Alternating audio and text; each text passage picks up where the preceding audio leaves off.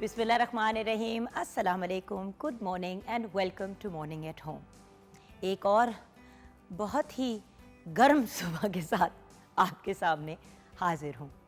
मैं जुगन काजिम आज आपसे बात करना चाहूँगी गर्मी के बारे में। मुझे पता है कि आजकल हर कोई यही डिस्कशन कर रहा है कि कितनी ज़्यादा गर्मी है, एक हीट वेव है जो ऑब्वियसली आपको पता है जून, जुलाई, अगस्त, इवन मई बहुत गर्म महीने होते हैं इन पाकिस्तान, स्पेशली लाहौर, मुल्तान इस साइड पे।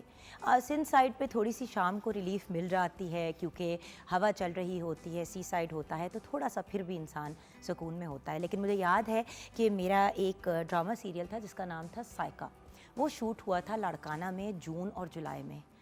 उफ़ व्यूअर्स, मैं आपको बता नहीं सकती कि इतनी गर्मी थी वहाँ पे कि मुझे लाहौर की गर्मी भी भूल गई थी। लेकिन खैर, गर्मी की आज क्यों बात कर रही हूँ व्यूअर्स, आजकल बहुत ज़्यादा गर्मी का सीज़न चल रहा है। कोई इक्का दुक्का दिन जो है वो थोड़ा सा कंफर्टेबल होता है, बट जनरली जो है आजकल बहुत ज़्यादा गर्मी है। जब गर्मी की बात करते हैं तो गर्मी के साथ बहुत से मामलात, बहुत से मसाइल आते हैं जिनमें बीमारियां भी शामिल हैं। हेपेटाइटिस हो गया, टाइफाइड, कॉलरा हो गया, ये प्रॉब्लम्स बहुत ज़्यादा कॉमन हो जाती हैं इस सीज़न में। इसका रीज़न बहुत ही सिंपल है कि हम लोग अपनी खुराक का ख्याल नहीं रखते। खुराक का ख्याल से मतलब ये नहीं है कि घर में हम जो खा रहे हैं उसका ख्याल नहीं रखते। बाय द वे, घर में भी जो चीज़ें हम बनाते हैं उन पे भी ख़ास एहतियात करनी चाहिए। लेकिन पहले बाहर की मैं बात करना चाहूँगी। प्लीज़ व्यूअर्स, आजकल बच्चों को, बड़ों को, स्पेशली हमारे बुज़ुर्गों को बाहर की चीज़ें मत मंगा के खिलाएं। घर पे जो भी जी चाहता है उसको बना लें। हम इतनी रेसिपीज़ आपके साथ अपने शो पे शेयर करते हैं, वो आप घर पे भी बना सकते हैं। होता ये है कि बाहर की चीज़ों में क्योंकि गर्मी इतनी ज़्यादा है तो कोई चीज़ ज़रा सा एक्स्ट्रा टाइम बाहर पड़ी रह जाए फ्रिज से बाहर तो वो ख़राब होनी शुरू हो जाती है, उसमें बैक्टीरिया बनना शुरू हो जाता है और इंसान बीमार हो जाता है। अब घर में क्या एहतियात करनी है व्यूअर्स, जो भी चीज़ बनाएं, पकाएं, या तो उसी वक्त उसको इस्तेमाल कर लें, और अगर उसको रखना है तो मेक श्योर कि आप उसको रेफ्रिजरेटर में रखें। अब हर किसी के घर में फ्रिज नहीं होता, इसलिए हम कहते हैं कि जो चीज़ जिस वक्त, देखिए सर्दियों में ये मार्जिन होती है कि इंसान सुबह चीज़ बनाता है तो शाम तक वो ख़राब नहीं होती क्योंकि मौसम ठंडा होता है। लेकिन गर्मियों में आपके पास ये मार्जिन नहीं होती, बैक्टीरिया बनना शुरू हो जाता है और फिर पेट के, गैस्ट्रो के बहुत से मामलात जो हैं उनको फेस करना पड़ता है। गर्मियों में एक और चीज़ जिसका ख़ास एहतियात करनी चाहिए जो लोग नहीं करते, वो है पानी का ज़्यादा इस्तेमाल करें। लोग क्या करते हैं कि सॉफ़्ट ड्रिंक्स पीनी शुरू कर देते हैं।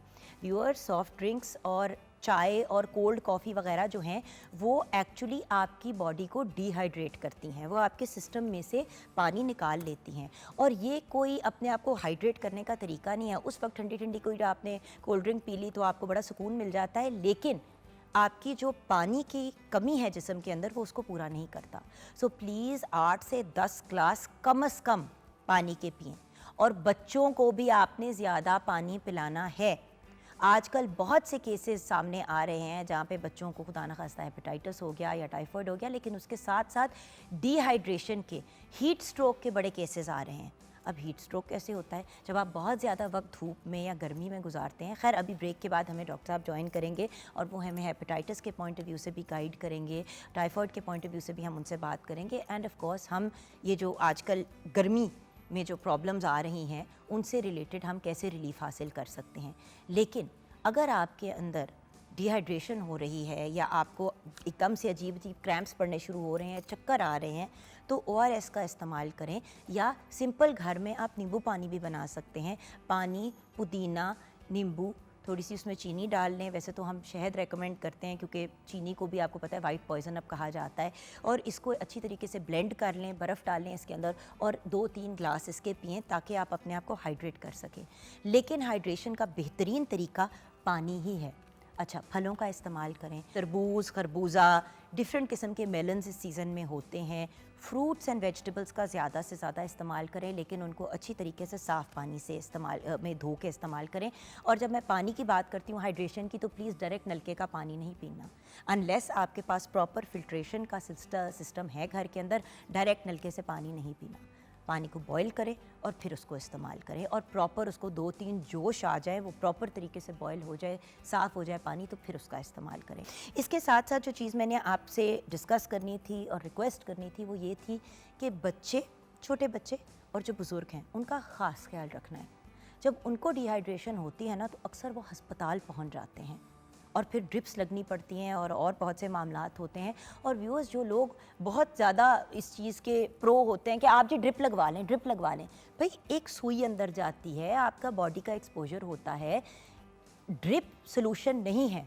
जो चीज़ आप बाय माउथ, जो एक नेचुरल तरीका अल्लाह ताला ने क्रिएट किया है, उसके थ्रू उसको इस्तेमाल करेंगे तो उसके ज़्यादा फ़वाइद हैं। और यहाँ पे हिफाजती टीकों की भी बात करूँगी। जिनके बच्चे स्विमिंग करते हैं या गंदे पानी में उछल कूद करते हैं, हम तो आपको पता है हमेशा इनकरेज करते हैं कि बच्चों को हेल्दी एक्टिविटीज़ की तरफ लेके जाएं। गर्मियों में घर के अंदर उनको लॉक ना करके, बंद करके कमरों में ना रखें, बाहर उनको उछलने दें, कूदने दें, एंजॉय करने दें, लेकिन उसके साथ साथ उनकी नशोनमा, जो उनको ज़रूरत है, रिक्वायरमेंट है पानी की, उनको पानी ज़्यादा से ज़्यादा पिलाएं। बच्चे टिकते नहीं हैं, जब तक गिरने वाले नहीं होते तब तक वो काबू में आते नहीं हैं, और जब गिरने वाले होते हैं तब फिर उस वक्त तक अल्लाह माफ़ी दे हीट स्ट्रोक या कोई इस किस्म का इशू हो जाता है। सो प्लीज़ पानी का इस्तेमाल, अगर बच्चे बाहर खेल रहे हैं तो बार बार जाके चेक करें, उनको पानी पिलाएं। अगर पानी के अंदर खेलने का उनको बहुत शौक़ है तो टाइफॉइड का इंजेक्शन होता है, हिफाजती टीका, वो भी ज़रूर लगवाएं। उसके साथ साथ स्पेशली बच्चे जो जाके नहर में स्विमिंग करते हैं और ये हरकतें करते हैं, वैसे तो नहीं करनी चाहिए क्योंकि मना होता है, लेकिन जो पानी में बहुत ज़्यादा बच्चे उछल कूद करते हैं क्योंकि टाइफॉइड पानी से हो जाता है, तो इसका ख़ास ख्याल रखना है, और गंदी चीज़ें खाने से। उसके साथ साथ हेपेटाइटिस के भी हिफाजती टीके लगाए जाते हैं, उनका भी ख़ास ख्याल रखें। ये देखें कि आप अप टू डेट हैं कि नहीं। और बेसिकली व्यूअर्स, बड़ी बेसिक एहतियातें हैं जो हमने करनी है। स्किन के अगर इश्यूज़ हैं तो पानी पे, अच्छा ये वो सीज़न है जब टोनर का इस्तेमाल करना चाहिए। टोनर क्या होता है? Rose water, simple rose water इतना सस्ता मार्केट में मिलता है, स्प्रे बॉटल में डालें, उसको फ्रिज में रखें, दिन में 2-3 दफ़ा अपने चेहरे को ज़रूर उससे स्प्रे करें। पानी से अपने चेहरे को बार बार साफ़ करें। अब मैं ये नहीं कह रही कि साबुन से और क्लेंजर्स का इस्तेमाल करें, वो तो आपने दिन में 2 दफ़ा ही, मतलब सुबह और रात को करना है या रात को सोने से पहले करना है, लेकिन चेहरे को बार बार पानी के अगर आप छिट्टे मारते हैं तो उससे भी आपका चेहरा फ्रेश रहता है। स्पेशली वो ख़वातीन जो किचन में काम करती हैं। अच्छा, और जो ख़वातीन किचन में काम करती हैं, अक्सर पता चलता है कि खातून खाना बनाते बनाते बेहोश हो गई या गिर गई। प्लीज़ कोशिश करें कि किचन का दरवाज़ा अपना खुला रखें, कोई खिड़की या कोई ऐसी चीज़ हो जिसको ओपन रखें ताकि वेंटिलेशन हो। मुझे पता है कि जब खाना बना रहे होते हैं तो पंखा नहीं आप साथ चला सकते क्योंकि चूल्हा जो है वो उससे डिस्टर्ब हो जाता है और फिर उसको प्रॉपर आँच नहीं मिलती खाने को, लेकिन वेंटिलेटेड जगह पे खाना बनाएं और पानी पीते रहें। ख़वातीन, अच्छा पानी की बात करें तो मुझे भी प्यास लग गई है। पानी आपने नोटिस किया होगा व्यूअर्स, मैं शो के दौरान कॉन्स्टेंटली अपने साथ रखती हूँ। क्यों? बिकॉज हाइड्रेटेड रहना ज़रूरी है। बहुत हैवी लाइट्स के अंडर हम काम कर रहे होते हैं। सो मैं तो ऑल ईयर राउंड पानी का बहुत ख़ास ख्याल रखती हूँ and I am the biggest advocate of water. आइए किचन की तरफ बढ़ते हैं, एक घूंट पानी पी के। शेफ़ इफ्रा हमारे साथ हैं, इनसे हम जानेंगे कि आज वो हमें किचन में क्या बनाना सिखाएंगी। एक्चुअली वो एक ऐसी चीज़ बनाना सिखाएंगी जिससे लोग बाहर से आजकल बहुत ज़्यादा एंजॉय करते हैं, कहते हैं कि लाइट सी चीज़ है, चलो बाहर से ले लेते हैं जाके। जब आप वो चीज़ लेके आते हैं, आपको नहीं पता कि कितने गंदे हाथों से उसको बनाया गया है, उसमें क्या बीमारी है। अस्सलाम वालेकुम शेफ़, क्या हाल है? वालेकुम अस्सलाम, मैं बिल्कुल ठीक, आप कैसी हैं? बिल्कुल ठीक है। शेफ़, तो हम बात करें, अब आपको पता है आज आप क्या बना रही हैं? मैं चिकन शवारमा बना रही हूँ आज। आप शवरमा, चाहे चीज़ी चिकन शवरमा हो या रेगुलर शवरमा हो, बच्चे बड़े सब बड़ा एंजॉय करते हैं। बिल्कुल। और गर्मियों में ज़रा लाइट सा भी लगता है जी, इसका ये है कि आप चिकन बेशक कम ऐड कर लें, सैलड ज़्यादा ऐड कर लें, but at the same time घर पे बनाएं। हम बार बार कह रहे हैं घर पे बनाएं। आजकल हर दूसरा बंदा जो है अस्पताल पहुंचा हुआ है, इसको ड्रिपें लग रही हैं एंटीबायोटिक की, बिकॉज लोग एहतियात नहीं करते। जैसे आप अभी बात कर रही थी कि चीज़ें जो चिकन, हमें क्या पता कि चिकन कितना टाइम बाहर पड़ा रहा है, और पता नहीं वो कितना ख़राब था, ठीक था, अच्छा उसको पका लिया। ये नहीं पता कि जिस चिकन से जिस छुरी से काटी है चिकन, उसी से कहीं सब्जियां काट के तो उनको उसी तरह नहीं डाल दिया। एक ही कटिंग बोर्ड पे यूज़ हो रहा था, उसके बाद नाइफ जो होती है वो उससे कटिंग्स हो रही है, रो पे भी और उसमें कुक पे भी एक नाइफ यूज़ कर रहे हैं। तो हमें चाहिए कि हम घर पे बनाएं। मैं तो नहीं, मैं बाहर से बिल्कुल फास्ट फूड नहीं खाती। और पता है वही वाली चीज़ है ना कि देखो, हम लोग खुद तो एहतियात कर जाते हैं, लेकिन बच्चे जब ज़बरदस्ती करते हैं कि अम्मी अम्मी शवरमा खाने का दिल चाह रहा है, तो मगरों लाने के लिए हम बाहर से मंगवा लेते हैं। ऐसे ही ऑब्वियसली छुट्टियां भी हैं, बच्चे भी पागल कर रहे होते हैं, बट प्लीज़ व्यूअर्स, मैं इसीलिए रिक्वेस्ट करती हूँ कि जो चीज़ मैक्सिमम घर पे बनाई जा सकती है बनाएं। इवन जो बड़े बड़े फास्ट फूड रेस्टोरेंट्स के चेन्स हैं, आपको नहीं पता कि वहाँ पे कितना को किस चीज़ का ख्याल रखा जा रहा है। एंड यस, वहाँ पे फिर भी थोड़ी एहतियात बरती जाती है, लेकिन ये शवरमे तो रोड साइड टाइप मिलने वाली चीज़ है। सो प्लीज़ घर पे बना ले, बहुत आसान है। चले इफ्रा जी, एक और बहुत इंपॉर्टेंट बात, जैसे हम शवारमा लेके आ जाते हैं, एक तो वो पता नहीं पहले कैसे बना हुआ था, उसके बाद हम आधा खा के आधा रख देते हैं कि बाद में खा लेंगे। अक्सर ऐसा होता है, उससे ज़्यादा तबीयत ख़राब हो जाती उससे है। और तबीयत ख़राब होती है। बिल्कुल सही, क्योंकि जब आप उसको रख देते हैं साइड में, अब आपको सारे इंग्रेडिएंट्स से पता चलेंगे तो उसमें ऐसी भी चीज़ें जो ख़राब हो जाती हैं। चलिए आपने हाफ़ खा लिया, आपने फ्रिज में रख दिया, कुछ देर बाद उसे खा लिया, जब आप नेक्स्ट डे पे चीज़ डाल देते हैं ना व्यूअर्स, और मज़ीद बैक्टीरिया उसमें क्रिएट हो जाता है। जी, तो मैं चिकन शवारमा की पहले बताती हूँ कि हमने चिकन को मैरिनेट करना है। उसके लिए हमें चिकन चाहिए आधा किलो, दही का चाहिए हमें 3 खाने के चम्मच, अदरक लहसुन का पेस्ट चाहिए हमें आधा खाने का चम्मच, गरम मसाला पाउडर चाहिए 1 चाय का चम्मच, नींबू का रस चाहिए आधा खाने का चम्मच, सुरख मिर्च पाउडर चाहिए 1.5 चाय का चम्मच, नमक हस्बे जायका, काली मिर्च पाउडर 1 चाय का चम्मच, जैतून का तेल 1 चाय का चम्मच। तो सबसे पहले हमने चिकन को मैरिनेट करके रख देना है तकरीबन 2 से 3 घंटे के लिए। जब चिकन अच्छे तरीके से मैरिनेट हो जाए, उसके बाद हमने उसके लिए ताहीनी सॉस बनानी है। तो उस सॉस की मैं आपको इंग्रेडिएंट्स बता देती हूँ। उसके लिए हमें चाहिए ताहीनी पेस्ट 4 खाने के चम्मच, गार्लिक माए चाहिए 2 खाने के चम्मच, दही चाहिए 2 खाने के चम्मच, नमक हस्बे जायका पानी 1 से 2 खाने के चम्मच। और उसके बाद हमें स्टफिंग के लिए चीज़ें चाहिए, जिसमें हमें टमाटर चाहिए आधा कप, गाजर आधा कप, शिमला मिर्च आधा कप, खीरा आधा कप, बंद गोभी आधा कप, एलापिनो चाहिए हमें 1/4 कप और पीटा ब्रेड चाहिए 1 पैकेट। ये सैलड जो है वो हम अब सब्जियां अपने हिसाब से ज़्यादा भाई अगर कोई किसी का बच्चा टमाटर नहीं खाता, जिस तरह मेरे बच्चे बड़ा तंग करते हैं, तो आप उसमें से प्लस माइनस कर सकते हैं। पर जितनी ज़्यादा सब्जियां डालेंगे, जैसे गाजर, खीरा, टमाटर, प्याज वगैरह, तो उतना ज़्यादा हेल्दी हो जाएगा, उतना ज़्यादा हेल्दी हो जाता है। तो हमने पीटा ब्रेड को सेक लेना है, सेक के उसके बाद हमने चिकन जो है उसको ग्रिल करके उसके ऊपर सबसे पहले हमने ताहीनी सॉस लगानी है उसके ऊपर, उसके बाद चिकन लगाना और वेजिटेबल्स हमने ऐड करके उसको रैप कर देना है। रैप कर देना है। जिन लोगों को चीज़ी शवरमा पसंद है वो उसके अंदर चीज़ डाल दें, चीज़ ऐड कर लें। और जो लोग ज़रा स्पाइसी चाहते हैं वो थोड़ी सी धड़ा मिर्च उसके अंदर स्प्रिंकल कर लें। वैसे हेलपिनियो के साथ एक स्पाइसी टेस्ट तो आ ही जाता है। बच्चों के लिए बना रहे हैं तो हेलपिनियो निकाल लें, चीज़ डाल लें। बात ये है कि वेरिएशन फिर आपके हाथ में आ जाती है ना, फिर आप किसी रेस्टोरेंट के मोहताज नहीं होते। रेस्टोरेंट के मोहताज नहीं होते, घर पे चीज़ बनाए वो हेल्दी होती है और सस्ती होती है। आप जितने में 2 शवरमे खरीदते हैं, मैं आपको बड़े दावे के साथ कह सकती हूँ, उतने में आप घर में 6 लोगों के लिए शवरमे बना सकते हैं। मैं कह रही 10 लोगों के लिए बना 10 लोगों के लिए बना सकती हूँ। आप नहीं, आप तो कुछ भी कर सकती हैं। मैं अपनी बात कर रही थी, बेसिक सा बताऊं, लेकिन वही वाली चीज़ है ना viewers, literally you don't know खाने के अंदर क्या है क्या नहीं है।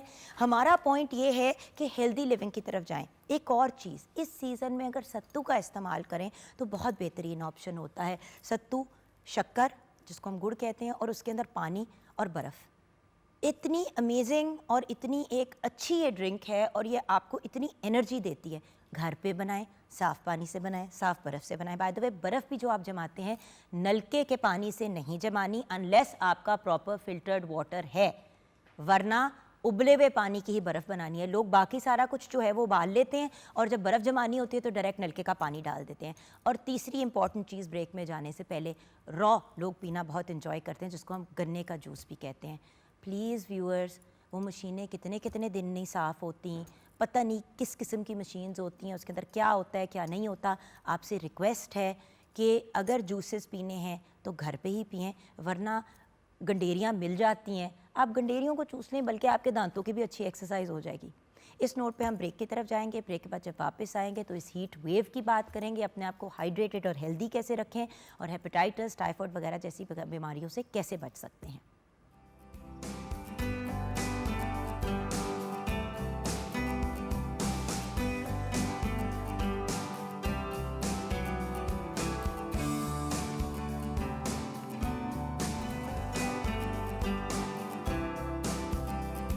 Welcome back from the break viewers. हमें ज्वाइन किया है डॉक्टर मोयुद्दीन ने। आप फिजिशियन हैं, हेपेटाइटिस कंसल्टेंट हैं, ex PMO and incharge liver clinic at sir Gangaram hospital. अस्सलाम वालेकुम डॉक्टर साहब। अच्छा डॉक्टर साहब, सबसे पहले तो मैंने काफ़ी लंबा व्यूअर्स को लेक्चर दिया है ऑन मतलब गर्मी एंड गर्मी से रिलेटेड हमें क्या एहतियातें करनी चाहिए, लेकिन कमिंग फ्रॉम अ डॉक्टर लोग ज़रा सीरियसली इस बात को लेते हैं। तो डॉक्टर साहब मुझे ये बताइए कि आजकल जैसे कि गर्मी है, हीट वेव जिसको कहते हैं कि एक चल रही है, तो ये हमारे इंसानी जिस्म को कैसे इफ़ेक्ट करती है? जी, मैं आपकी पिछली बात को कंटिन्यूएशन में लेते हुए ये बताना चाहूँगा कि जैसे आप बता रही थी कि बर्फ़ जो है वो बॉइल्ड वाटर की होनी चाहिए, बहुत अच्छी बात है। इसी तरह होता ये है कि जो बर्तन है ना वो हम आम पानी से धोते हैं जी और गिलास में आम पानी से धो के अब डालते मिनरल वाटर हैं। सर, उसका कोई सब्जियां फ़ायदा और नहीं फल जो हैं जिनके जो छिलके उसका समेत कोई खाई फ़ायदा जाती हैं नहीं। उनको तो भी आइडियली फ़िल्टर जो है वो किचन के जो नलका है उसमें फ़िल्टर होना चाहिए ताकि सारे चमचे, प्लेटें, हर चीज़, सब्जियां, हर चीज़ उसमें वॉश हों। बिल्कुल। पहली बात तो ये। दूसरी बात ये कि जिस तरह आप बहुत ज़्यादा इस वक्त सख्त हाई टेम्परेचर है चल रहा है और ये जो शदीद टेम्परेचर है ये इंसान के लिए चूँकि डिहाइड्रेशन कर देता है इंसान जी में, और डिहाइड्रेशन से बहुत सारी बीमारियां फिर पैदा होती हैं, बॉडी में इम्यूनिटी ख़त्म हो जाती है। बिल्कुल। और दूसरी बात ये कि इतना सख्त टेम्परेचर जो है वो बहुत सारी खुराक, फल, सब्जियां या अगर हम रोटन खा लें तो उससे बहुत सारी बीमारियां हो जाती हैं। तो मैं इसको एक सीक्वेंस में इस तरह लूँगा कि एक तो ये चीज़ है कि बच्चों की बीमारियां और बड़ों की बीमारियां। ठीक है, तो डॉक्टर साहब पहले अगर हम बच्चों की बातें कर लें, फिर बड़ों की और फिर बुजुर्गों की भी मैं बात करना चाहूँगी, क्योंकि जो हमारे 70 प्लस का एज ग्रुप है अक्सर गर्मियों में अस्पताल पहुँच जाते हैं और वो कभी एंटीबायोटिक की ड्रिपें लग रही होती है तो कभी जनरल वो जो रिहाइड्रेट करने की लग रही होती है। तो बच्चों से हम बच्चों के हवाले से लेते हैं क्योंकि इस सख्त टेम्परेचर में बच्चों का स्कूल जाना और आना और फिर पानी की कमी, उसकी वजह से जो बीमारियां हो सकती हैं, एक तो गर्मी की वजह से बच्चे ठंडा पानी और जूसेस इसका इस्तेमाल ज़्यादा करते हैं, तो गला ख़राब, टॉन्सिलाइटिस, हाई ग्रेड फीवर, ये सबसे पहला जो उनको पकड़ता है। दूसरी बात ये कि डिहाइड्रेशन की वजह से पानी की कमी हो जाती है तो बच्चों में डायरिया भी हो जाता है। और तो एहतियात इसकी ये है कि स्कूल जाने से पहले एक गिलास पानी का पिला के भेजें और स्कूल से लाते वक्त भी एक गिलास पानी का डॉक्टर भेजें साहब आज अब तो गर्मियों ताकि हाइड्रेट करना है बच्चे को। अभी तो गर्मियों की खैर छुट्टियां हैं because it's that time of the year, but हाँ जी जो समर स्कूल जाते हैं बच्चे और अदरवाइज ऑल्सो आपको पता है बच्चे कहाँ टिकते हैं गर्मियों में, कभी खाला के घर जाना है, कभी फुफ्फो के घर जाना है, कभी इसकी तरफ जाना है, और पेरेंट्स भी जो बस रिहाइड्रेशन ज़रूरी है बच्चों की। अगर उनको बचाना है बीमारियों से तो रिहाइड्रेशन करनी है, उनको पानी पिलाते जाएँ, आप खुद याद से पिलाते जाएँ, पानी, जूसेस, लिक्विड, तो वो 70% बहुत सारी बीमारियों से बच जाएंगे। इसी तरह अब चूँकि सख्त गर्मी में खाना जो है 4 घंटे से ज़्यादा नहीं रखा जा सकता, तो आम तौर से अगर हम बाज़ार का खाना या फास्ट फूड या इस तरह की खुराक खा रहे हैं और वो 4 घंटे से ज़्यादा पड़ा है तो बहुत चांसेस हैं कि गैस्ट्रोएंटेराइटिस हो जाए, बहुत चांसेस हैं कि जॉन्डिस हो जाए, बहुत चांसेस हैं कि टाइफाइड हो जाए। तो बहुत ज़रूरत है इस बात की कि खाना फ्रेशली कुक्ड हो, पानी का इस्तेमाल ज़्यादा करें और खाना जो है 4 घंटे से ज़्यादा रखा हुआ ना हो। डॉक्टर साहब मैं तो कहती हूँ कि 4 घंटे भी नहीं, क्योंकि देखें जो अगर फॉर एग्जांपल किसी बाहर की जगह से आप मंगवा रहे हैं, जैसे कि हम अभी शवरमे की बात कर रहे थे, घर पे इतनी आसानी से बन जाता है। देखिए बात ये कि आपने बेसिक चीज़ें बना दी, बच्चों को पकड़ा दिया और कहा चलो मेक योर ओन शवरमा, ये बच्चों को बिजी करने के लिए भी एक एक्टिविटी बन सकती है। जो आजकल पेरेंट्स तंग हो रहे हैं कि यार सिर पे सवार हुए हैं बच्चे, it's a great activity to do with children. But मेरा पॉइंट ये है कि जब जिस जगह से रेस्टोरेंट से निकलना है और घर तक पहुँचना है, धूप कितनी है, मिट्टी कितनी है, 100 और चीज़ें कितनी हैं, और जब तक आप तक वो चीज़ पहुंचती है, मुझे तो लगता है कभी कभी चीज़ पहुंचती है तो उससे ऑलरेडी स्मेल आ रही होती है। जी तो अवॉइड ही करें बाहर का खाना आजकल तो मेरे ख्याल से बेहतर है। जी अवॉइड करना चाहिए। अच्छा, दूसरी एक और बात जो मैं भूल गया था कि इस मौसम में कपड़े लाइट कलर्स के या वाइट कलर, क्योंकि तेज़ गर्मी जो है वो रिपेल करती है लाइट कलर्स को, बिल्कुल, और डार्क कलर्स के जो कपड़े हैं उसको एब्जॉर्ब करती है हीट को। तो हमेशा बच्चों को ख़ास तौर से और बड़ों को भी जिस तरह आप कह रही थी कि अब एल्डरली पीपल हैं उनको वाइट कपड़े या फिर लाइट कलर्स के कपड़े वाइट एंड पेस्टल कलर्स जो हैं वो नॉर्मली पहनने चाहिए रेकमेंडेड होते हैं। क्योंकि उससे हीट एब्जॉर्प्शन कम होती है। रिहाइड्रेशन, कपड़ों का इस्तेमाल और खाने को देख के। अच्छा, अब एडल्ट्स जी जैसे कि आप हैं, मैं हूँ, हम लोगों ने क्या एहतियात बरतनी है और ये हम लोगों की क्या कॉमन बीमारियाँ हैं? जी, एडल्ट्स में भी मैं चूँकि एडल्ट्स को कोई कम से कम 10 से 12 घंटे काम करना पड़ता है, तो अगेन बात आ जाती है रिहाइड्रेशन की। और अगर उसका काम आउटसाइड दी रूम है और बाहर धूप और गर्मी में है तो देखिए ना, उसको किचन पानी के अंदर खवातीन खाने पका रही है, पानी इतना सारा बस पानी पीते जाएं। पानी रिहाइड्रेशन से इस मौसम में इंसान बचता है। अच्छा, तो जो कॉमन डिजीज़ हैं इस मौसम की, हमें ज़रूर उसको डिस्कस करना चाहिए जो इस वक्त प्रेवलेंट हैं। यानी तेज़ गर्मी में अगर पानी नहीं पिया है तो हाई ग्रेड फीवर हो जाएगा। अच्छा डॉक्टर साहब, हीट स्ट्रोक की बात होती है अक्सर, तो क्या हम हीट स्ट्रोक की बात कर मैं रहे हैं? हीट स्ट्रोक की बात ही कर रहा हूँ अच्छा। कि हीट स्ट्रोक या हीट शॉक जो सोचिए है कि गर्मी में आप क्योंकि ये एक दफ़ा मेरे साथ हुआ था, आई नेवर फॉरगेट। गर्मी में बैडमिंटन खेल रही थी, अच्छा I felt like I was going to faint. बिल्कुल सारा कुछ अजीब रंग नज़र आने शुरू हो गए। प्रिंसिपल के ऑफिस ले गए, सर नीचे किया, क्योंकि उस वक्त मैं बहुत स्पोर्ट्स खेलती थी। डॉक्टर साहब, आई कांट टेल यू, उसके बाद जब मैं घर पहुंची हूँ तो मुझे 103 बुखार।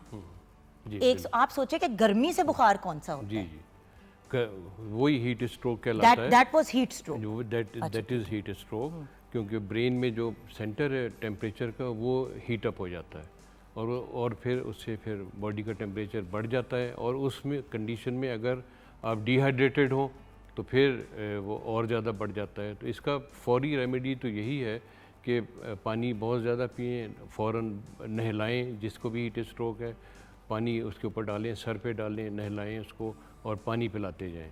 ठीक तो है। और पानी डॉक्टर साहब ठंडा, नॉर्मल टेम्परेचर, गर्म, क्योंकि हाँ। जब नहलाते हैं तो अक्सर बर्फ़ ठंडा पानी ऊपर डाल देते हैं। तो मैं सिर्फ अंडरस्टैंड करना चाह रही हूँ एज अ मदर ऑल्सो कि राइट तरीका क्या है, किस टेम्परेचर का पानी पानी? नॉर्मल टेम्परेचर का होना चाहिए, बहुत ठंडा भी नहीं Room होना चाहिए। temperature जी, रूम जिसको टेम्परेचर कहते का पानी होना चाहिए।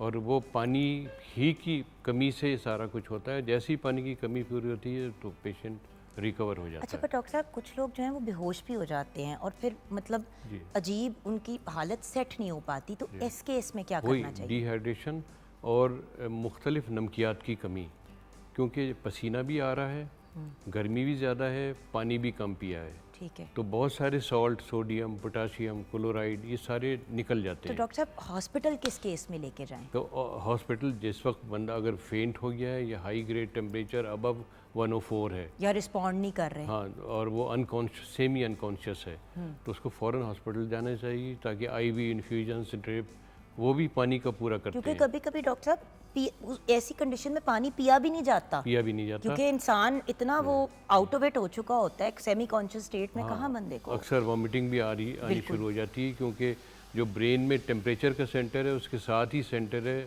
वॉमिटिंग का, ठीक है। तो वो दोनों ट्रिगर हो जाते हैं। तो फिर ऐसी हालत में फ़ौरन हॉस्पिटल जाना चाहिए ताकि आईवी इन्फ्यूजन्स और ड्रिप और सारी चीज़ें, असल पानी ही पूरा करना होता है। सही। तो पानी की कमी नहीं होनी चाहिए हीट में। तो ये हो गई बात। दूसरी अच्छा बात डॉक्टर जो साहब, बुजुर्गों के साथ ऐसा होता है कि क्योंकि अक्सर वो अपने रूम में ही होते हैं और अंदर ही होते हैं, तो थोड़ा सा वो गर्मियों में निगलेक्ट हो जाते हैं। सर्दियों में तो लोग बड़ी एहतियात करते हैं कि वार्म रहे, ये वो। गर्मियों में बस ये होता है कि भी पंखा चल रहा है, ठीक है, वटेवर। बुजुर्गों के लिए क्या खास एहतियात करनी चाहिए हमें, जो हमारे एल्डरली नाना नानी दादा दादी घर में होते हैं, जी जी बुजुर्गों क्योंकि का वो अक्सर जो- निगलेक्ट हो जाते हैं। जी, मैं जी। चाहती हूँ उनको भी हम कवर करें। हाँ, बुज़ुर्गों का चूँकि बुज़ुर्गों को एक ऐसी स्टेज में होते हैं जहाँ के बहुत सारी मेडिसिन उनकी चल रही होती है, जी, बिल्कुल। मल्टीपल डिजीज़ में होते हैं वो। शुगर की दवाई, किसी को शुगर है, किसी को high blood blood pressure pressure, है, किसी को दिल की कोलेस्ट्रॉल। तकलीफ़ है, कोलेस्ट्रॉल है, तो उनकी कोई भी दवाई जो है वो नेगलेक्ट नहीं होनी चाहिए। अगेन डिहाइड्रेशन नहीं होनी चाहिए। पेट ख़राब अगर एक दिन 24 घंटे से ज़्यादा पेट ख़राब है तो फ़ौरन उसको कवर करना चाहिए ताकि डिहाइड्रेशन ना हो। अगर उल्टी मतली शुरू हो गई है तो उसको कंट्रोल करना चाहिए। बीपी कॉन्स्टेंटली चेक रखना चाहिए कि बीपी बड़े लोगों का यकदम शूट करता है, बिल्कुल। और यकदम शूट करता है तो फालिज वगैरह का Stroke ख़तरा भी होता हो है, सकता है, स्ट्रोक का बिल्कुल। ख़तरा होता है। तो उनको उनकी सारी चीज़ें इन ऑर्डर देखने की ज़रूरत है। तो डॉक्टर साहब आपकी इजाज़त से ब्रेक की तरफ बढ़ते हैं। ब्रेक के बाद जब वापस आएंगे तो डॉक्टर साहब से स्पेसिफिकली हेपेटाइटिस की बात करेंगे। यरकान भी इसमें शामिल है जिसको हम जॉन्डिस कहते हैं। Hepatitis A and E I think उस उम्र में आता है, एंड देन बी सी, ये हम इसके बारे में बात करेंगे ब्रेक के बाद। हमारे साथ रहिएगा।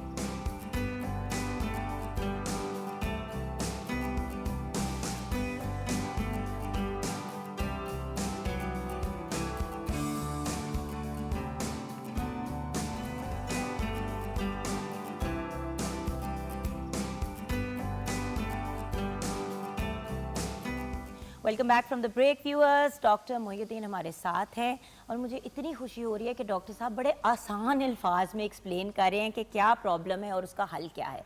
पहले तो हमने गर्मी और गर्मी से बचने के तरीके और अपने आप को महफूज रखने की बात की। डॉक्टर साहब क्योंकि फिजिशियन हैं एंड हेपेटाइटिस कंसल्टेंट हैं, तो हमने सोचा कि डॉक्टर साहब से आज हेपेटाइटिस से रिलेटेड इन्फॉर्मेशन लेंगे। अच्छा डॉक्टर साहब, हेपेटाइटिस को उर्दू में कुछ कहते हैं, इसका कोई? हाँ, जिगर, हेपेटाइटिस को ये है जिगर की बीमारी, जिगर की सोजिश। और जिगर की सोजिश है असल में ये। तो जिगर की सोजिश खाने पीने से भी होती है और ब्लड की कंटेमिनेशन से भी होती है। ओके।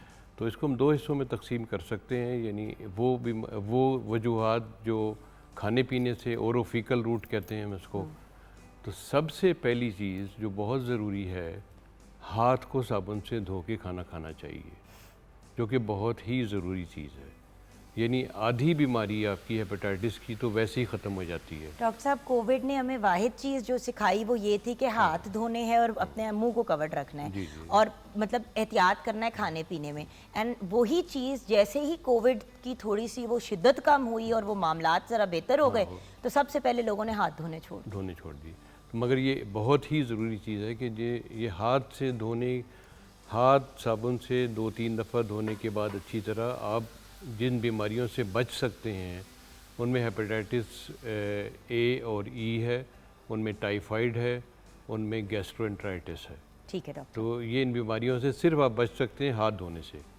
तो यानी हाथ धो के आपने खाना खाया, फिर खाना जो है, फिर मैं बताना चाहता हूँ कि अगर खाना 2-4 घंटे ज़्यादा पड़ा है, ख़ास तौर से गोश्त है और बाज़ार का जो खाना है, होटलों का खाना है, और जो वहाँ पकाने वाले हैं वो भी बाज़ औक़ात बीमार होते हैं, तो उनकी वैक्सीनेशन नहीं होती, तो उनकी मैंने तो देखा कि गंदे हाथ, नाखूनों में चीज़ें फंसी हुई, एक दिन पुरानी चीज़ें हाथों में फंसी हुई और उसी से हाथ, मतलब प्लीज़ व्यूअर्स, घर पे खुदा का वास्ता है आजकल स्पेशली घर का खाना खाएं।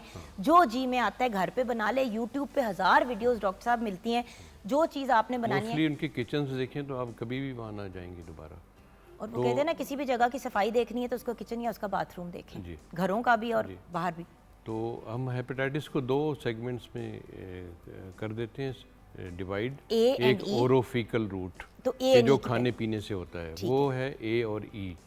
वो ए और ई जो है वो एक सेल्फ लिमिटिंग वायरस है जो कि 2 हफ्ते से 4 हफ्ते तक ठीक हो जाता है अगर उसकी प्रॉपर मैनेजमेंट हो जाए। डॉक्टर साहब, बिगड़ जाए तो? अगर मैनेजमेंट प्रॉपर हो जाए, अगर बिगड़ जाए तो फिर वो लंबा चला जाता है, फिर तो लीवर क्या सोजिश है।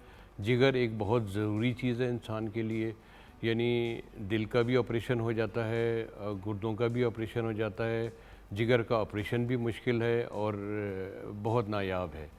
तो जैसे ही कैफियत हो, अगर बच्चा है, बच्चे की कैफियत शुरू होती है कि मामा पेट में दर्द हो रहा है। लेकिन एक सेकंड, अगर गर्मी है, कुछ बच्चे कहते हैं कि जी इसको जॉन्डिस है पैदा जब होते हैं, तो सबसे पहले वो बात क्लियर करते हैं क्योंकि माँ बाप बड़े फर्स्ट टाइम पेरेंट्स बड़ा डर जाते हैं। जी। वो पैदा होने वाला जॉन्डिस वो दूसरा है। वो पैदा होने वाला जॉन्डिस फिजियोलॉजिकल जॉन्डिस हम अपनी ज़बान में इनको कहते हैं। अच्छा। तो वो जब माँ और बच्चे का ब्लड आपस में मिलता है तो ब्लड के सेल्स, रेड सेल्स, वो कुछ टूट जाते हैं। अच्छा। टूटने की वजह से वो 1-2 हफ्ते के लिए जॉन्डिस रहता है। बट परेशानी की कोई बात नहीं, फोटोथेरेपी वगैरह करते हैं तो वो ठीक हो जाता है। तो वो तो निकल गया। अच्छा, अब आ जाते हैं जो मतलब जैसे कि 6 साल का बच्चा, 8 साल का बच्चा जब आए कि मामा पेट में दर्द हो रहा है, खाना नहीं खाना, गर्मी का मौसम है, बाहर टेम्परेचर बहुत ज़्यादा है, बच्चा स्कूल भी जा रहा है, खेलने भी जा रहा है और आके कंप्लेंट कर रहा है पेट में दर्द है, तो सबसे पहले आप जाएं कि कहीं इसको जॉन्डिस तो नहीं है, सबसे पहला काम। तो मोस्टली 90% फिर वही जॉन्डिस निकलता है और वही फास्ट फूड और बाज़ार के खाने और इस तरह। तो अगर आंखें हल्की सी पीली नज़र आ रही हैं आपको या उल्टी रुक नहीं रही है, आपने कुछ हल्की फुल्की दवाई भी घर में दे दी, कोई टोटका भी कर दिया है, मगर उल्टियाँ नहीं रुक रही, तो फ़ौरन सी योर डॉक्टर। और फिर तशख़ीस कैसे होती है? इसी तरह कि अगर उल्टियाँ नहीं रुक रही, पेट में डॉक्टर फिर क्या आगे कराते हैं, ब्लड टेस्ट वगैरह? डॉक्टर फिर देखते हैं, ब्लड का टेस्ट करवाते हैं, LFTs कहते हैं उसको, लीवर फंक्शन टेस्ट कहते हैं, और वो कराते हैं। उसमें एंजाइम जो हैं वो मुकर्रर हद से अगर रेज़्ड हो तो फिर जो A और E का इलाज bed rest, fat restriction, diet का कंट्रोल, फल और सब्जियां और जूसेस ज़्यादा ताकि लीवर को रेस्ट मिले, और कुछ दवाई और तकरीबन दवाई इसकी फ़ैट की रेस्ट्रिक्शन होती है, और खाना क्योंकि फ़ैट खाने की रेस्ट्रिक्शन होती है इसलिए शुगर की कमी ना हो तो ग्लूकोज वगैरह और जूसेस और फ्रूट्स तो उस पर रखते हैं। तो वो ये वायरस का एक टाइम है 2 से 4 हफ्ते, ठीक है, तो वो खुद ही फिर चला जाता है। बच्चे नॉर्मल जिंदगी बल्कि की तरफ कब जा अक्सर सकते हैं? अक्सर मैं देखता हूँ कि ये जॉन्डिस के जो मरीज़ होते हैं वो जब 1-2 दिन डॉक्टर के पास गए, फिर जब वो तीसरे दिन आते हैं तो गले में उनके लकड़ियाँ बंधी होती हैं यहाँ पर, वो टोटका एक कि ये दम करा के लाए हैं। आए तो एक्चुअली उसमें होता ये है कि लकड़ियाँ गीली होती हैं वो, तो वो सूखती जाती हैं तो वो नॉट खुलती जाती है और धागा लंबा होता जाता है। तो वो कहते हैं ये बाबा जी के दम से ठीक हुआ है, हालांकि वो इसका वायरस का टाइम ही है 10-15 दिन, तो भाई वैसे ठीक हो आपने जो जाता भी है। टोटके करने हैं साइड पे वो करें, एज लॉन्ग एज उनमें कुछ खाने पीने की कोई प्रॉब्लम ना हो, बट बेसिकली डॉक्टर मुआलिज से प्लीज़ रुजू करें।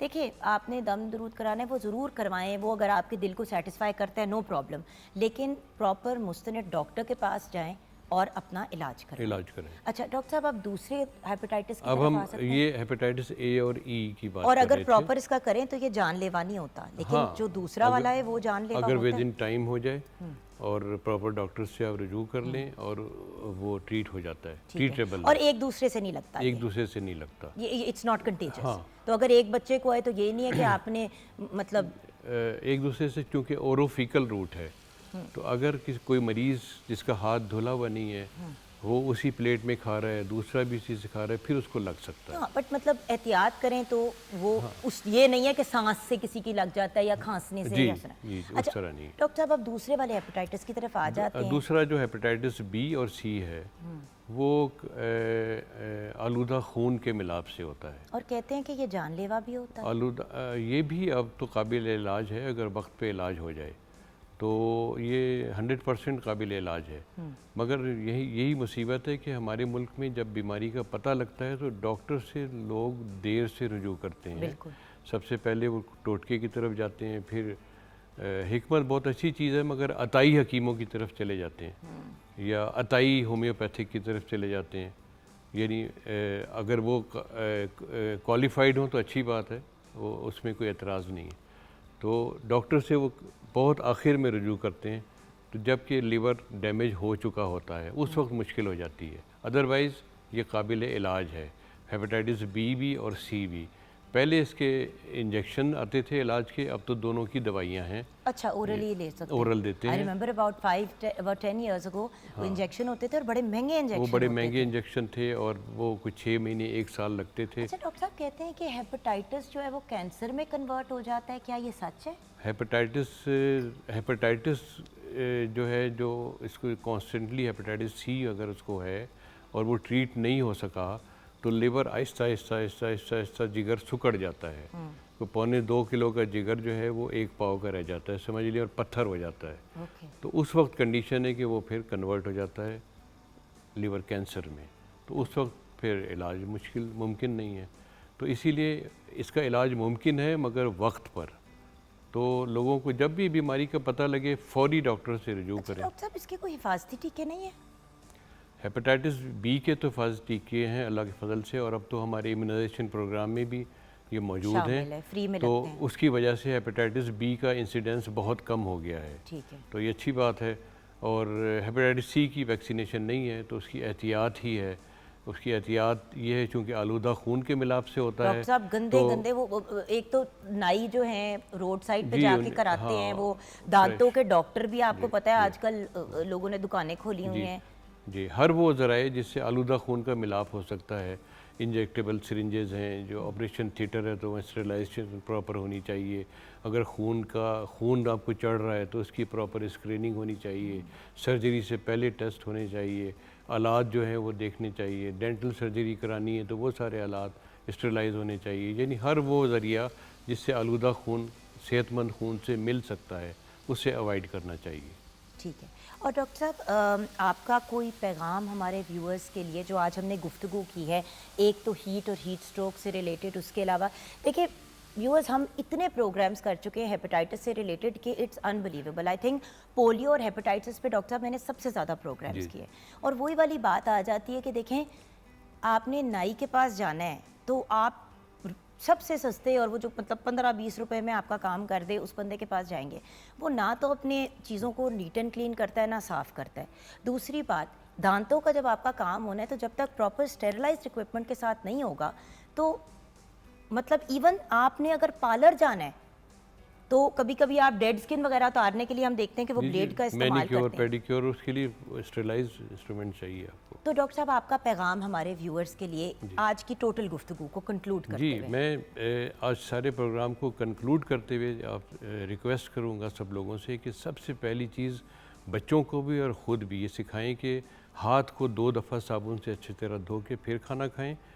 घर से जाते वक्त इस गर्मी में 1 गिलास या 2 गिलास पानी, कच्ची लस्सी, पानी, जूस पी के निकलें, और दफ्तर या ऑफिस से वापस आते हुए भी पानी पिएं। सर को ढक के रहें। बच्चों को भी टोपियाँ पहनाएं, सफ़ेद टोपी स्पेशली अच्छी है, और कपड़े लाइट कलर्स के पहनें। सो बेसिकली अपनी मतलब अगर आप खुद ही एहतियात करेंगे व्यूअर्स तो इट्स बेटर। अल्टीमेटली आप अस्पताल पहुंचेंगे तो फिर तो डॉक्टर आपका इलाज करेगा ही। लेकिन डॉक्टर साहब क्या ये सच है कि एक दफ़ा आपको हेपेटाइटिस हो जाए, चाहे ए हो, बी हो, सी हो, ई हो, आपका जिगर कमज़ोर हो जाता है उससे, और फिर सारी ज़िंदगी आप टारगेट रहते हैं जिगर की बीमारियों का? क्या ये फैक्ट है?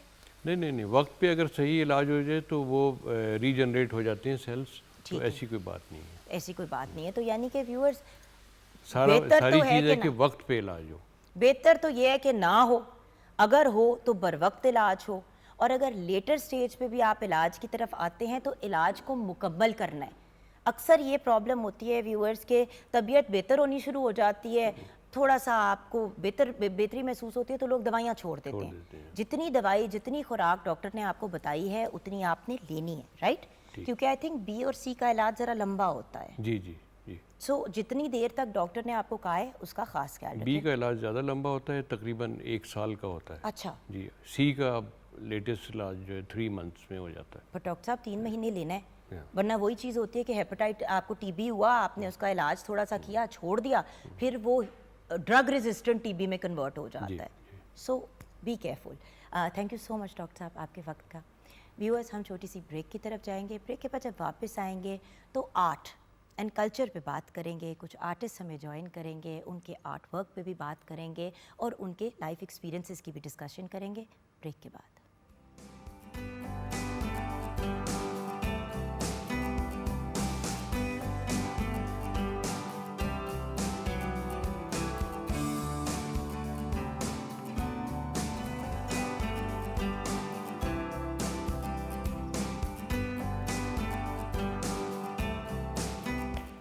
क्या बात है, थैंक यू सो मच। हमारे साथ हमारे बहुत ही talented young artist Shuja Ehsan है। Well done. एहसान, सॉरी एहसान। हर बार लास्ट में गलत बोलती हूँ और हर बार करेक्शन करती हूँ। करोड़ एपिसोड्स कर लिए हैं मैंने। एहसान साहब कैसे हैं आप? अभी तो बुलाना ही एहसान साहब है। अच्छा खैर, हमारे साथ बड़े सीरियस आर्टिस्ट हैं, जरा इंसान के बच्चे बन जाए तो अच्छी बात होगी। ओके सो व्यूअर्स, जैसे कि आपसे वादा किया था, आज आपकी मुलाकात कुछ ऐसे ब्रिलियंट आर्टिस्ट से कराएंगे जिन्होंने ये प्रूव किया कि अम्मा अब्बा जो कहते हैं ना ये आर्ट ऊट ये क्या किन चीज़ों में पड़ गए हो, डॉक्टर बनो, इंजीनियर बनो, इन्होंने ये प्रूव किया कि एक आर्टिस्ट होना एक बड़ा लुक्रेटिव करियर भी हो सकता है और उसके थ्रू आप और एवेन्यूज़ को भी एक्सप्लोर कर सकते हैं। अपने आप को लिमिट करने की ज़रूरत नहीं है। तो दुनिया कहाँ से कहाँ पहुँच गई है। अब डॉक्टर इंजीनियर को एक ओल्ड स्कूल प्रोफेशन समझा जाता है। ऑफ कोर्स हमें ज़रूरत है डॉक्टर्स की, इंजीनियर्स की, लॉयर्स की, वेरियस डिफरेंट प्रोफेशंस की, लेकिन art is a beautiful field to be a part of. और जितनी एक आर्टिस्ट की पर्सनल ग्रोथ होती है, कम ही किसी और प्रोफेशन में किसी इंसान की होती है। तो आइए मुलाकात करते हैं 3 ब्रिलियंट पर्सनालिटीज से। इमरान कुरैशी साहब, miniature artist and of course a visual artist, all 3 of them are visual artists. आपको आपके टैलेंट और कंट्रीब्यूशंस के बेस पे सितारा इम्तियाज़ से भी नवाजा गया, different national and international award से भी नवाजा गया। अस्सलाम वालेकुम। वालेकुम सलाम। बड़े अरसे बाद वापस आए हैं आप शो पे। जी, काफ़ी देर बाद, काफ़ी देर बाद। बिल्कुल। एंड आपके साथ हमें ज्वाइन किया है बहुत ही प्यारी सी और ज़बरदस्ती आज हमने इन पे मेकअप लगाया और ये कोई ख़ास हमसे खुश नहीं है, लेकिन नौशीन सईद हमारे साथ है। एक ब्रिलियंट स्कल्पचर आर्टिस्ट हैं, associate professor and head of sculpture in the fine arts department of the national college of arts. very very talented, very very brilliant personality. Assalamu alaikum. अस्सलाम वालेकुम जी। Welcome to the show. Thank you so much. And then एक ऐसे artist जिनका मुझे पूछना पड़ा, मैं कहा लेकिन मैं बोलूं क्या, मुझे ये बताएं कि एग्जैक्टली क्या है, क्योंकि आप विजुअल आर्टिस्ट हैं तो जैसे कि नौशीन साहबा ने कहा कि हम तीनों ही विजुअल आर्टिस्ट हैं, तो मैंने कहा तो फिर कौन से वाले विजुअल आर्टिस्ट हैं आप। लिटरली क्लैरिटी लेनी पड़ी, बिकॉज जिस किस्म के आर्ट को मतलब आप प्रैक्टिस करते हैं या जो क्रिएट करते हैं, वो आर्ट पाकिस्तान के लिए अभी भी थोड़ा सा एक नया कॉन्सेप्ट है। आप new media and video artist हैं, वीडियो विजुअल आर्टिस्ट हैं। बासिर महमूद हमारे साथ हैं, इन्हें बहुत से नेशनल इंटरनेशनल अवार्ड से भी नवाजा गया है। अस्सलामु अलैकुम। अस्सलाम वालेकुम। Welcome to the show. Thank you. And thank you for educating me Of course. Before the show also.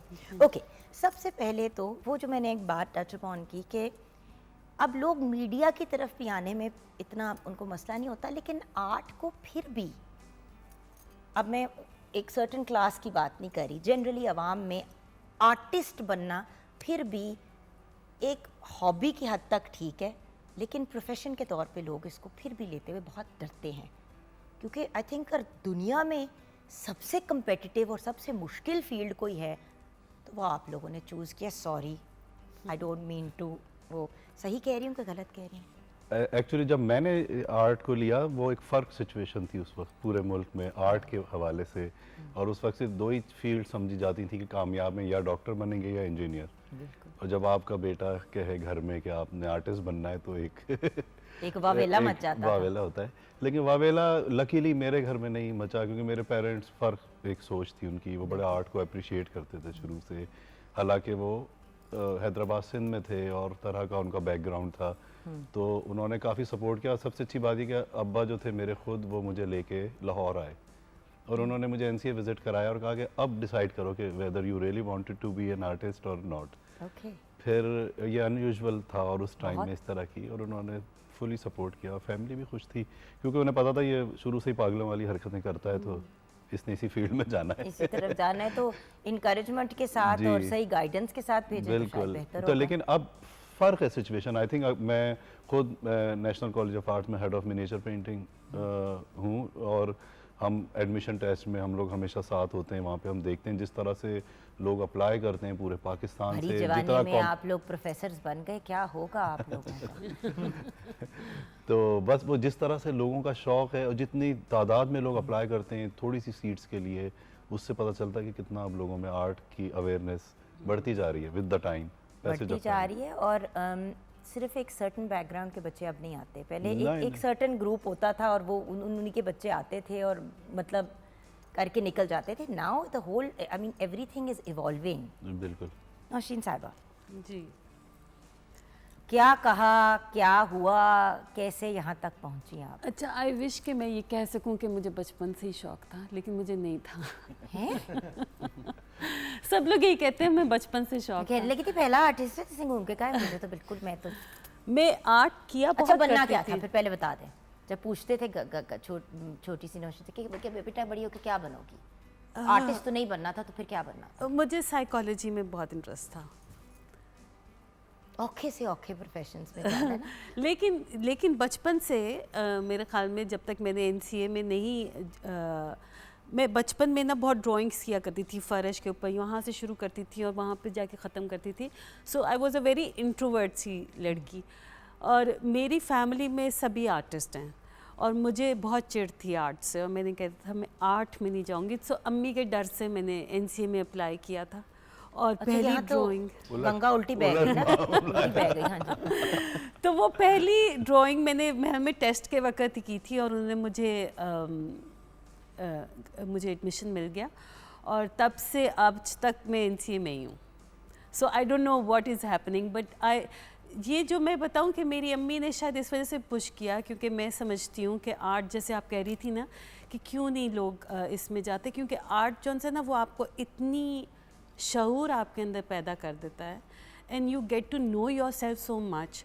मेरे ख्याल में मेरी अम्मी का यही एक था कि मैं अपने आप को जान सकूं, शायद किसी और फील्ड में इतना ना मैं जान सकती अपने आप को। सो अपने आप को जानने के लिए आर्ट बहुत ज़्यादा ज़रूरी है, अगर आपका प्रोफेशन नहीं भी है तो। नहीं, बट आप गई एनसीए, जी फिर आप स्कल्पचर आर्टिस्ट भी बनी, जी। तो यही तो समझना चाह रही हूँ, हुआ कैसे ये फिर? बहुत अम्मी अच्छा के डर किया से तो मैं- गई, जी जी, लेकिन फिर रह गई ना वहाँ पे। लेकिन वो मैंने डिस्कवर किया आर्ट को, बल्कि आर्ट ने मुझे पहले चूज़ किया, फिर मैंने उसको डिस्कवर किया। और मैं समझती हूँ स्कल्पचर मैंने इसलिए लिया क्योंकि जो पहले से प्री कंसेप्शन थी कि मैंने आर्टिस्ट नहीं बनना, बट स्कल्पचर वाज समथिंग जिसमें ना कि बहुत आप फिज़िकली इन्वॉल्व होते हैं। तो सारी उम्र से आप फिज़िकली घर में इन्वॉल्व रहते रहे हैं, कभी किचन में, कभी सफाइयाँ, कभी आटे गूंद रहे हैं, कभी कुछ कर रहे हैं। सो फिज़िकल एक्टिविटी मेरे लिए बहुत इंटरेस्टिंग थी हमेशा से। So sculpture was something that I was really, कि मैं स्कल्पचर करते हुए कभी थकी नहीं थी, और मुझे कभी ये नहीं हुआ था कि बस अब ख़त्म हो जाए। तो I chose sculpture and still it is the बड़ा सेम। मुश्किल काम है। It is very interesting. एक हमारा लड़का जो नन्ही नन्ही नन्ही नन्ही सी चीज़ें बनाता है, एक हमारी लड़की डिफरेंट शेप्स एंड साइजेस की चीज़ें बनाती है, और हमारा जो ये वाला लड़का है ये न्यू मीडिया एंड वीडियो, ये क्या है? कुछ समझा दें हम नलायकों को भी। ये आई थिंक इस तरह से जिस तरह आप से एक मॉडर्न आर्टिस्ट हैं। नहीं तो अब तो वो मॉडर्न के बाद भी पोस्ट मॉडर्न भी आया, अब पता नहीं आप एक बहुत ही कंटेम्प्रेरी आर्टिस्ट बिल्कुल आप वो हैं जो आप कह रहे हैं। आई थिंक जिस तरह से बाकी फील्ड्स डेवलप की हैं, आपने जिस तरह से कहा आर्ट प्रैक्टिस है, ये भी इसी तरह से जिस तरह डॉक्टर्स की प्रैक्टिस है, लॉयर्स की प्रैक्टिस है, आर्ट की भी एक प्रैक्टिस है। उसमें एक सर्टेन मीडियम है, सर्टेन एरिया ऑफ इंटरेस्ट है, जो जिसका ताल्लुक किसी भी सोसाइटी के पहलू से हो सकता है, जिसमें आप रिसर्च करते हैं, उसको समझना चाहते हैं। और फिर उसके बाद उनके डिफरेंट मीडियम्स हैं कि आपको किस मीडियम में इंटरेस्ट होता है। मेरा भी ताल्लुक as I started as a sculptor, और मेरे साथ समहाउ सिमिलर स्टोरी है। मुझे भी कोई आर्ट में इंटरेस्ट नहीं था, बिकॉज मैं सराउंड करता था आर्टिस्ट। ढूंढते हैं हम ये लोग जो ऐसी बातें बोल जाते हैं कि मुझे तो कोई इंटरेस्ट नहीं था। नहीं, my father was a poet, मेरा भाई स्कल्पटर था, मेरी बहन पेंटर थी, और मुझे लगता था ये लोग क्या करते रहते हैं सारा दिन। एग्जैक्टली। तो मुझे वो बहुत अजीब लगता है, लेकिन मैं पढ़ाई में बहुत बुरा था, तो वो मेरा बेनिफिट था कि मैं इतना बुरा था, और आई वांटेड टू स्केप कि ये अब मुझे बाद में पता चला कि मुझे आर्ट में ज़्यादा पढ़ना पड़ेगा, जी। लेकिन उस टाइम मुझे लगा कि उधर ये एक मेरा मुख्तलिफ स्केप है। किस्म की मेहनत है। The point is art theory तो आपने पढ़नी ही पढ़नी है, आप जी, जी, उसके जी। बगैर तो आई थिंक पास ही नहीं हो सकते, राइट? थ्योरी, फिर हिस्ट्री, फिर आपने आर्टिस्ट की लाइफ, और फिर बहुत सी चीज़ें जो आपको मतलब अगर करनी इतने सालों के लिए आपको भेजना है तो वो सिर्फ आपको ये तो नहीं बताएंगे ना कि एंजॉय करना बिल्कुल है, ऐसे, एंजॉय करना बिल्कुल है। ऐसे, लेकिन वो बहुत बताते इंटरेस्ट। भी नहीं वो है। एक्चुअली कहते हैं कि एनसीए में बाकायदा वो जो कहते हैं ना, अगर आपने रगड़ा खाना है तो आप एनसीए जाएं, बट आप उसमें से इतने वेल ग्रूम्ड निकलते हैं कि even if you don't have a lot of talent, खैर अव्वल तो टैलेंटलेस लोग रहते नहीं है, लेकिन even if you don't have talent, आपकी टेक्निक इतनी परफेक्ट हो जाती है कि कम से कम आप गुजारा चला सकते हैं अपना। फिर भी दिस इज माय अंडरस्टैंडिंग। मैंने तो जो भी एनसीए से निकले हुए लोग देखे हैं, the focus, the discipline, the passion, it's very different. बिल्कुल ऐसे। जी। नहीं, ये आप बिल्कुल बात ठीक करिए कि आर्ट प्रैक्टिस जो है वो एक पर्सनालिटी शिफ्ट भी है। मैं अपने स्टूडेंट्स को कहता था कि अगर आप एक दफ़ा आर्टिस्ट बन जाए ना, आप इसको वापस नहीं कर सकते। सो जब आप एक उस दुनिया में चले आते हैं, आप सेंसिटिव होते हैं, आप एरिया ऑफ इंटरेस्ट अपना डेवलप करते हैं, आप चीज़ों को ऑब्जर्व करते हैं, उनको समझने की कोशिश करते हैं, तो फिर आपकी पर्सनालिटी उससे बहुत मुतासिर होती है। और मैं एक्चुअली इस एक्सटेंट तक आई फील ट्रूली कि it also makes you a better person as an artist. अगर आप ये क्योंकि ये एक आपको हसास लाइफ इंसान बन जाते हैं। बिल्कुल बहुत बहुत तरीके से आपकी पर्सनालिटी को अफेक्ट करता है। तो इट्स नॉट, ये ऐसा नहीं है कि आप किसी ऑफिस में गए और आपने काम किया और आप घर आ गए, ये आपके साथ घर आता है, फिर आप उसको सोचते हैं और और आप वो आपके साथ सोचें कि रहता है। माहिर नफ्सियात क्या कहते हैं, leave your work at work and leave your home at home, बिल्कुल ऐसा, ताकि आप एटलीस्ट चीज़ों को कंपार्टमेंटलाइज कर लें। लेकिन आर्टिस्ट तो कर ही नहीं सकते। वो हमें नहीं क्योंकि कहते। वो वर्क नहीं है ना हमारा, तो हमारा अपना ही हिस्सा है। ये जो बेचारे घर वाले जो बैठे इंतजार कर रहे होते हैं, अगला अपनी दुनिया में गुम है कि हम मेरे ख्याल में होता है। बात वही है अभी जो आप बात कर रही थी कि ये बड़ा मुश्किल काम है आर्ट, और मुश्किल उसके लिए जिसको इंटरेस्ट नहीं है और जो ज़बरदस्ती आर्टिस्ट बन रहा है। जिसको इंटरेस्ट है, आई थिंक इससे ज़्यादा ब्लेसिंग नहीं होती। जिस चीज़ का शौक हो वही आपका प्रोफेशन हो। आपने इतने से साइज का एक मिनिएचर बनाना होता है और कितना अरसा लग जाता है उसे अच्छा, बनाने में? वो भी मैं बता देता हूँ, लेकिन मैं सिर्फ मिनिएचर नहीं करता, मेरा काम No, बड़े स्केल पे भी है what I और mean is दूसरी that भी like अभी जी। because you're heading the miniature department, तो मैं उस कॉन्टेक्स्ट में बात कर रही हूँ। वो डिपेंड करता है मतलब वो 2 दिन में भी बन सकता है, 1 दिन में भी बन सकता है, और वो 20 दिन में भी बन सकता कुछ है। तस्वीरें भी हमारे पास हैं, हम वो भी दिखाना चाहेंगे। ब्यूटीफुल। जी, ये मेरा भी रीसेंट वर्क था। ये छोटा काम है, मिनिएचर पेपर के ऊपर बना हुआ। ब्यूटीफुल। जी, ये अभी एक मेरी एग्जीबिशन है आजकल लगी हुई है पेरिस में, इट्स रोपैक ब्यूटीफुल गैलरी पे। माशाल्लाह। तो ये Gorgeous. ये सारे मोस्ट रीसेंट वर्क्स हैं। Most recent. I mean, you work with different mediums and you've got different areas that you work with. But मेरा point ये है कि देखें, मिनिएचर की स्पेसिफिकली पता है मैं क्यों बात करती हूँ, अब वो दिखने में इतनी सी चीज़ होती है। जी। तो जब I remember when I was younger, और मैं जब जाके देखती थी मामा के पास भी कुछ मिनिएचर्स से लगाया, तो मुगल वो पहले जिस तरह सबके पास ही उस किस्म के होते थे, तो I go and look at them and बड़े गौर से देखती थी और मैं कहती थी ये इतनी सी का क्या फ़ायदा है। एक बात I am giving you what a child, and the other thing I be like ये तो 15-20 मिनट्स में बन गई होगी। So, वही वाली चीज़ है ना, एक वो ये बड़े साइज का काम है। ये बड़े साइज का काम है, ये बिल्कुल भी मिनिएचर। आगा खान म्यूजियम है टोरंटो में, उधर किया था मैंने। You've done a lot of work in Canada. नहीं, आई थिंक एक ही दफ़ा शो हुआ है। Asma Api and Arshad Mahmood are huge fans of yours. अच्छा। जो वहाँ पे म्यूज़िक फिल्म फेस्टिवल वगैरह जो करते हैं, जी, तो जी, म्यूज़िक जी, जी। का म्यूज़िक फेस्टिवल वहाँ पे जो सारा कुछ होता है, वो अक्सर आपको बाय द वे आपके बारे में बात करते हैं और आपको कोट भी करते हैं और आपकी चीज़ों के बारे में बात करते हैं। Hence I thought कि शायद आप बड़ा वक्त गुजारते हैं कनाडा में। नॉर्थ अमेरिका में आप कह सकती हैं। North America में बड़ा वक्त गुजारते this is the same reason. So ये बताइए कि जब आप इस तरफ आए, like you've mashallah, I mean all of you have received I mean gotten a certain level of fame, a certain level of respect and regard and recognition. जब शुरू किया था तो क्या इस ऑब्जेक्टिव से शुरू किया था? हाँ, जब कोई डॉक्टर बनता है तो इस ऑब्जेक्टिव से बनता है कि जी हमने ये चीज़ें करनी है। तो आई एम जस्ट क्यूरियस कि मतलब क्या सोचा था कि इधर पहुंचना है या बस आर्ट करना था? डिडंट मेक अ डिफरेंस कि किधर पहुंचे। अच्छा, मैं आपको सच बताता हूँ, जब मैं एनसी आया तो मेरे पास इर्द गिर्द जो लोग थे वो भी काफ़ी अब बड़े मशहूर आर्टिस्ट हैं, फ़ाइन आर्ट डिपार्टमेंट में, डिज़ाइन में भी इवन। तो मैं तो हैदराबाद से ऐसी मुँह उठा के चला गया था, तो मुझे लगता था मैं तो सर्वाइव ही नहीं कर पाऊँगा। फर्स्ट ईयर पास कर लूँ तो बड़ी बात है, वो पास हो गई। मैंने कहा शायद तुक्के में हो गई। सेकंड ईयर पास कर लूँ तो बड़ी बात है। I've seen this was my drawing, the previous this is a painting है कैनवस पे, ये भी कैनवस के ऊपर है। ये सारे लार्ज स्केल काम है, बट इनका कनेक्शन कहीं ना कहीं से जो मिनिएचर पेंटिंग की टेक्निक है उसके साथ लिंक करता है, लिंक होता है कॉन्सेप्चुअली या टेक्निकली एज वेल। बिल्कुल। जी। सो हम एक ब्यूटीफुल, एब्सोल्युटली ब्यूटीफुल। छोटी सी ब्रेक की तरफ जाते हैं। ब्रेक के बाद जब वापस आएंगे तो नौशीन साहिबा आपका काम भी देखना है और कुछ आपसे ये भी जानना है कि आप चलें अम्मा के डर से तो आ ही गई इस तरफ, लेकिन फिर हुआ क्या उसके बाद। एंड आपसे भाई साहब अभी तक ये बात क्लैरिटी नहीं मिली कि फिर इस स्पेसिफिक डायरेक्शन में जी। आर्ट की किस तरह निकल पड़े। तो ये दोनों चीज़ें हमने जाननी है ब्रेक के बाद।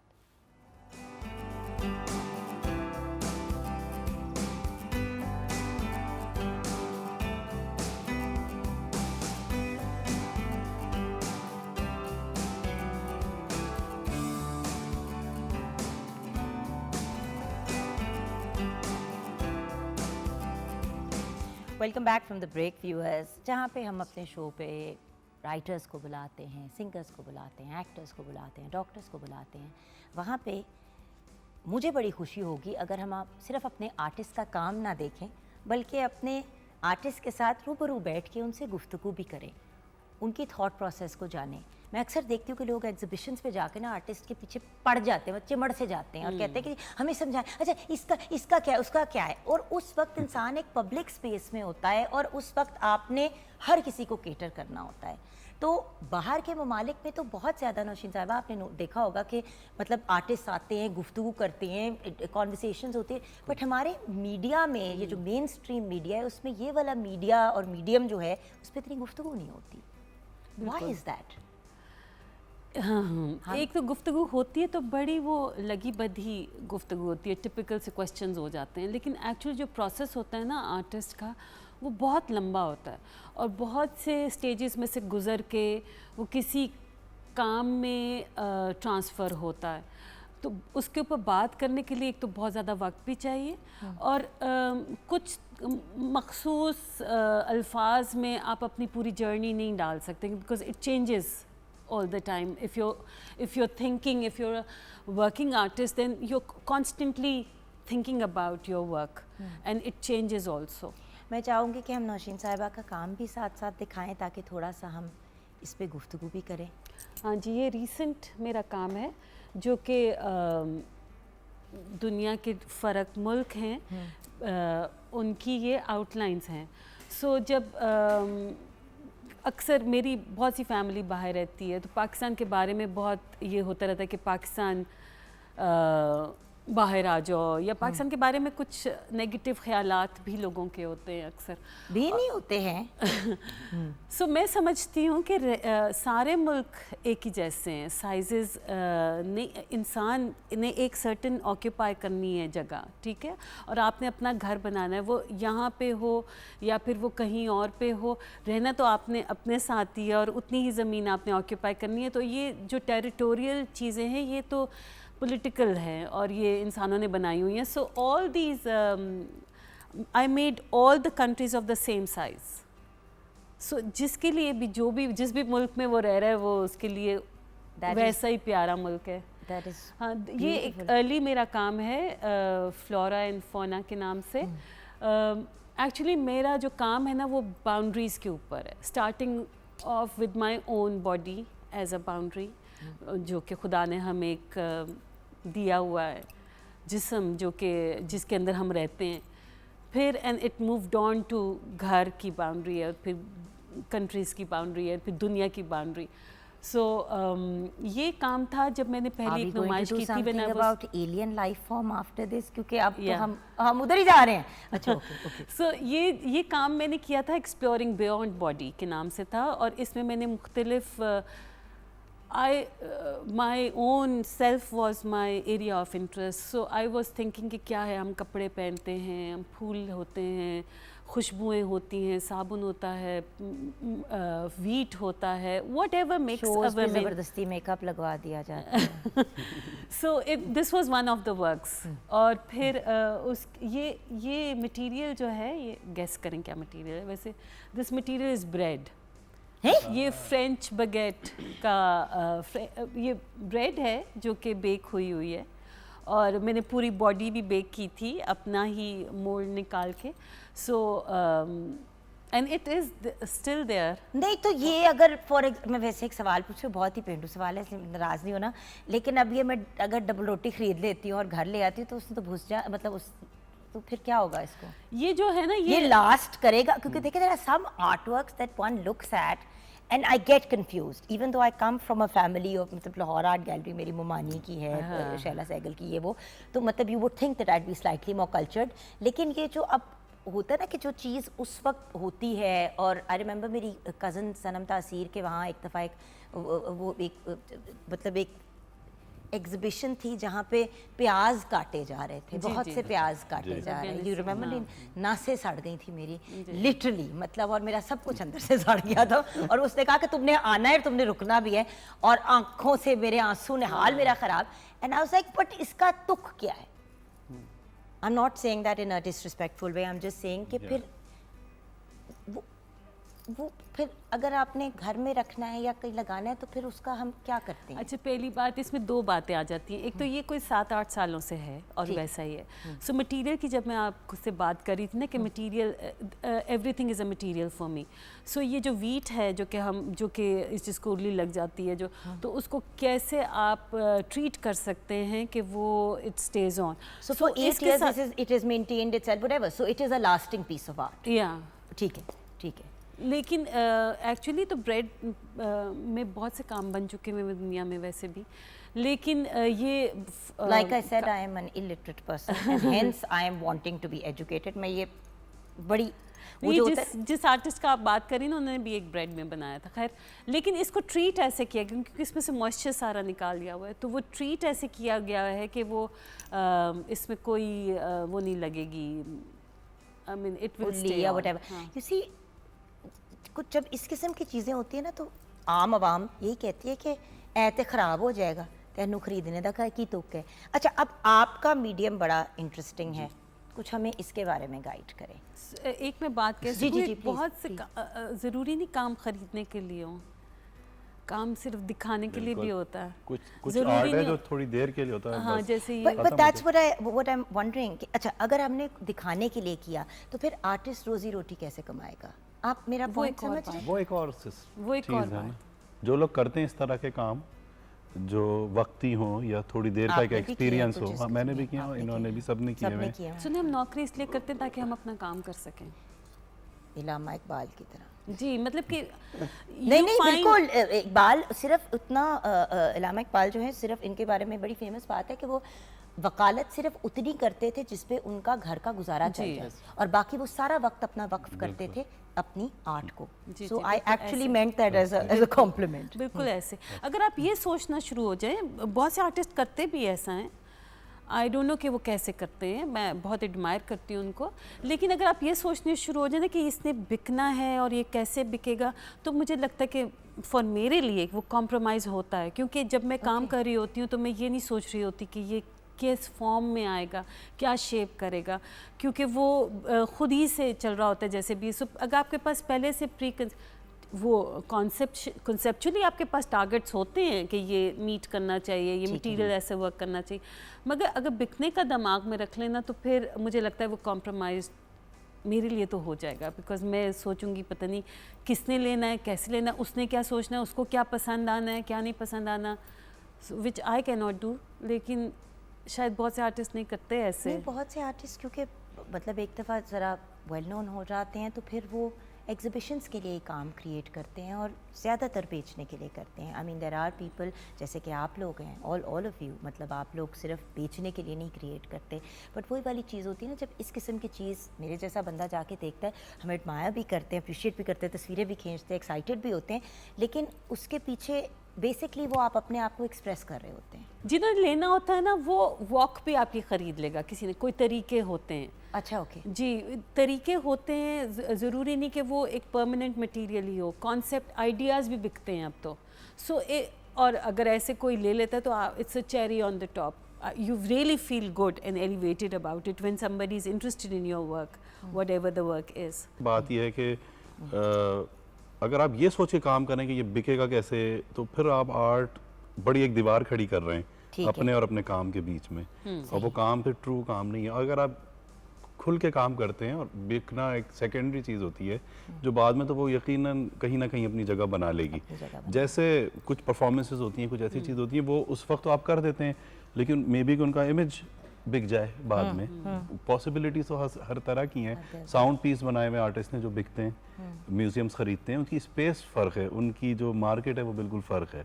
बिल्कुल। और मेरी ख्वाहिश यही है ना कि उस किस्म की मार्केट यहाँ पे बिक रही है। बिल्कुल। यहाँ है, यहाँ कुछ कलेक्टर्स हैं कराची में। देखिए ना, आप कह रहे हैं कुछ कलेक्टर्स हैं, अमेरिका, कनाडा, इन ममालिक की जब बात करें तो कुछ नहीं, बहुत बड़ी तादाद है वहाँ पे लोगों की। नहीं, वहाँ भी अंडरस्टैंडिंग ज़्यादा है, स्केल बड़ा है। हाँ, स्केल बड़ा है। लेकिन लोग, मतलब हर कोई तो नहीं अब एक साउंड पीस खरीदेगा। एक हैं डॉक्टर फुरकान कराची में, वो ज़्यादातर उनकी कलेक्शन वीडियो बेस्ड है, वो सिर्फ वीडियो फिल्म्स खरीदते हैं और इस तरह का काम लेते हैं। तो वो ऐसे लोग भी मौजूद हैं, पाकिस्तान में हैं, बिल्कुल है। अच्छा वासिफ साहब, सॉरी। जी नहीं, मैं इसमें कुछ ऐड करना चाहूँगा। आप आपकी भी बात किसी हद तक ठीक है कि आर्ट असल में हमारी जनरल सोसाइटी में होता है कि इसकी कोई इसका स्कोप क्या है, इसका फ्यूचर क्या है, मतलब आप आर्टिस्ट वही जिंदा मैं कैसे बताना रहते चाह रही हैं। हूँ कि बहुत से लोगों के बच्चे कहते हैं हम इस तरफ आना चाहते हैं, और और वो आज पेरेंट्स को एक्सप्लेन क्या करें, पेरेंट्स वो- बहुत ज्यादा डांट देते जी, हैं, जी। रिश्तेदारों को कहना शुरू कर देते हैं एनु समझाता दिमाग खराब नहीं, हो गया, तो इसकी- I want to get that thing out of people's minds. जब आप शुरू में as an artist as a student आप काम करना शुरू करते हैं तो वर्क बाय वर्क डेवलप होती है, काम की प्रैक्टिस भी और आपकी अंडरस्टैंडिंग और उसका स्कोप भी। और जो जिस तरह से बात आप करी थी परफॉर्मेंस की या प्याज काटने की या वीडियो की, इन सारे कामों के साथ एक सर्टिफिकेट ऑफ ऑथेंटिसिटी जाता है जो कि आर्टिस्ट खुद साइन करता है, और उस सर्टिफिकेट के ऊपर मेंशन होता है उस काम का टाइटल और समटाइम उसकी स्पेसिफिकेशन भी। फॉर एग्जांपल अगर कोई परफॉर्मेंस है, वो आर्टिस्ट अगर अपनी ज़िंदगी में नहीं मर गया और दोबारा नहीं कर सका तो वो उसके बताए हुए तरीके से दोबारा परफॉर्म हो सकती है। ओह हाउ तो वंडरफुल। वो सर्टिफिकेट अब जिस तरह बाकी बिजनेस डेवलप हुए हैं इसी तरह आर्ट के अंदर भी अब डिजिटली अब भी। आप देखें वो प्याज वाली मुझे नहीं भूली, वो कितने 10 साल हो गए Exactly. इस बात। देखिए ये बात है कि आपको ये अभी तक success याद है। है, ये वही- success मैं है यही तो सामने। कह रही हूँ, मैं यही तो कह रही हूँ, वो मुझे नहीं भूली। ऐसे ही। आपकी वो लालो लाल जो पूरी आपने नदियाँ हाँ, खून की। हाँ, वो खून की नदियाँ जो थी वो दिमाग से ही नहीं निकलती, क्योंकि बंदा नहीं भी चाहता था, वो सोशल मीडिया पे इतनी वायरल थी कि वो हर 2 मिनट के बाद इमेज आपको। बट द थिंग इज वो काम तो वो है ना जो एक दफा भी आप जाके देखे तो आपको भूले ना। Exactly. जो वो आपके साथ रह Exactly. जाए। ये बार-बार, important बात। बिल्कुल ऐसे ही। ये यही सबसे बात है। अहम बात है। आई थिंक ये अच्छे जोक के साथ भी यही है या अच्छी शायरी के साथ भी यही है, जब आप उसको सुनते हैं उसका एक टेस्ट, उसका एक फ्लेवर आपके माइंड में रह जाता है सारी। और अच्छे आर्ट के साथ भी ये है कि उसकी एक मेमोरी फॉर्म होनी चाहिए देखने वाले के दिमाग के अंदर। बिल्कुल। और आई थिंक वो एक रिलेशन है, एक आप आर्ट वर्क तो सिर्फ एक ज़रिया भी होता है कई दफ़ा, आप उसी ऑडियंस तक क्या बात करना चाहते हैं उस मीडियम के थ्रू, तो इसलिए आर्ट के मीडियम को मीडियम कहा जाता है। Okay, we got some of your work now. जी, दीज आर माय वर्क। ये एग्जीबिशन थी लेबनान में। ये मेरे कुछ एक इंटरेस्ट है मेरा, फूड के साथ मैं काफ़ी काम करता हूँ। ये डिप्टिक हमने मैनुअली क्रिएट की थी जिसमें एवरी फ्रूट एवरी वेजिटेबल आधा उसको काट के और उसकी इक्वल कॉम्पोजिशन बनाई थी, 2 बैलेंस कॉम्पोजिशन मैनुअली, और वो घंटों का काम होता है। और जब आप एक्चुअल खाने के साथ कर रहे होते हैं तो आपको स्पीड अप भी करना होता है कि वो ख़राब ना हो जाए, उसकी शक्ल भी वैसी दिखनी चाहिए। तो ये मेरे कुछ एक इंटरेस्ट है जिसमें खाने पे, फूड पे, उसकी कंजम्पशन पे, उसकी डिस्ट्रीब्यूशन, इक्वल डिस्ट्रीब्यूशन पे मेरा काम है। How interesting. जी। अब वही वाली चीज़ है ना व्यूअर्स, आर्ट हम बात करते हैं, वो एक ज़माने में डॉक्टर्स विदाउट बॉर्डर्स बड़ी पॉपुलर हुई थी बात। एक्चुअली वो वाहिद लोग जो किसी बॉर्डर, किसी बाउंड्री के मोहताज नहीं होते, वो आर्टिस्ट होते हैं। एंड आप लोग हर किसी को रीच करते हैं in your own way, in your own capacity. And the point is कभी कभी किसी दिखने में बड़ी सिंपल चीज़ के पीछे बहुत बड़ा पैगाम होता है, बिल्कुल और कभी कभी को बहुत बड़ी बड़ी चीज़ों के पीछे कोई बस हो जाती है वो चीज़। But what is new media and a video artist? अब उसको, अब न्यू मीडिया हम अभी तक कह रहे हैं, बट उसको भी जिस तरह अभी पहले बात हो रही थी उसको भी कुछ बहुत देर साल हो चुके पुराना हैं। मीडिया कुछ बिल्कुल ऐसे। इसमें जो मैं जिस मीडियम में काम करता हूँ वो कैमरा ज़्यादा मेरा यूज़ होता है फोटोग्राफ और वीडियो के अंदर। तो Okay. मेरे जो काम है वो ज़्यादातर मैं सिनेमा, लॉलीवुड के साथ मैंने बहुत काम किया है। मेमोरी ऑफ लॉलीवुड मैंने एक काम किया था, शायद इसमें उसकी स्लाइड हो, ऑल वॉइसेस आर माइन। उसमें मैंने लॉलीवुड में एक रिसर्च की थी उन सारी फिल्म्स के ऊपर जो कभी नहीं बन सकी, जो आधी बनी अनफिनिश रह गई, और किसी से गाना पकड़ा, किसी से उसका डायलॉग पकड़ा, किसी से म्यूज़िक पकड़ा, और मैंने अपनी एक फ़िल्म बनाई थी जो कि उन सारी फिल्मों का मिक्सचर थी। I found my new best friend. खाना इन फिल्में। You are my new best friend, that's it. क्योंकि मेरे वालिद साहब ने बचपन में बड़े होते तो उन्होंने गाना लिखा था रंगीले के लिए, और वो फिल्म कभी नहीं बनी, तो वो हमें सुनाते थे। तो मैं सोचता था ये किस सिचुएशन में ये गाना बजेगा, लेकिन उनको सिचुएशन भी नहीं पता थी। कि ये पता था कि हीरो हीरोइन आए, फिर उन्होंने गाना गाया, फिर उसका लड़की का भाई आ गया। तो मेरे दिमाग में था ये जो जितनी फ्लोटिंग स्टोरीज होती हैं जो कभी किसी चीज़ का पार्ट नहीं बनती और जो लोगों की मेमोरीज में हैं, उनको मैं कैसे इकट्ठा कर सकता हूँ। तो अब मैं इसमें वो कुछ स्लाइड्स दिखाना भी चाह रहा था कि मैं जिस तरह से अब मैं बहुत फिल्म मेकर की तरह काम करता हूँ, और मैं हमारे होता है आर्टिस्ट होता है, मुझे लगता है वो स्टूडियो में अकेला बैठा होता है और सोच रहा होता है, और मैं कई दफ़ा 50-50, 60-60 लोगों का ऑन सेट जिस तरह आपका है, इतने ज़्यादा लोगों की कोलैबोरेशन से आप एक आर्ट वर्क बना रहे होते हैं। और फल सब्जियां थे जी जी, इसमें कुछ भी ना आपको कुछ बहुत तो ज्यादा उसमें लोगों मेहनत की जरूरत बिल्कुल हुई ऐसे। हो। और क्योंकि फिर उसकी सेब काट दो तो वो काला हो जाता है, आलू ही। काट दो वो काला हो जाता है। ऐसा ही है, So, ऐसा ही है। अच्छा, ये कुछ इनको काम करते ये हुए मेरे कुछ प्रोसेस, ये बारी स्टूडियो है लाहौर में, तो मेरा सिनेमा के साथ, लॉलीवुड के साथ बहुत इंटरेक्शन है। मैं इसी नेबरहुड में बड़ा हूँ, मैं उनको जानता भी हूँ, इकबाल टाउन में से मैं हूँ। अच्छा। तो मेरे बड़े पर्सनल भी थे, और अब्बा की वजह से भी सुल्तान रही की बचपन में जाके फिल्में देखनी। Oh my God. मैंने एक दफ़ा उनसे हाथ भी मिलाया अब्बू के कहने पे, और एक दफ़ा मैंने अपने घर से बाहर देखा तो वो घोड़े पे नीचे गिरे हुए थे।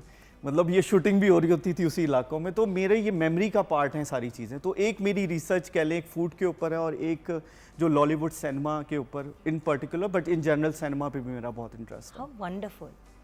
Three absolutely brilliant, phenomenal people जिनके काम तो नज़रों से गुज़रता है, और जाके एग्जिबिशंस देखते हैं और इनके आर्ट वर्क को अप्रिशिएट करते हैं, लेकिन उसके पीछे सोच क्या होती है, क्या चीज़ें इनको मोटिवेट करती हैं, ये बड़ा मैटर करता है व्यूअर्स।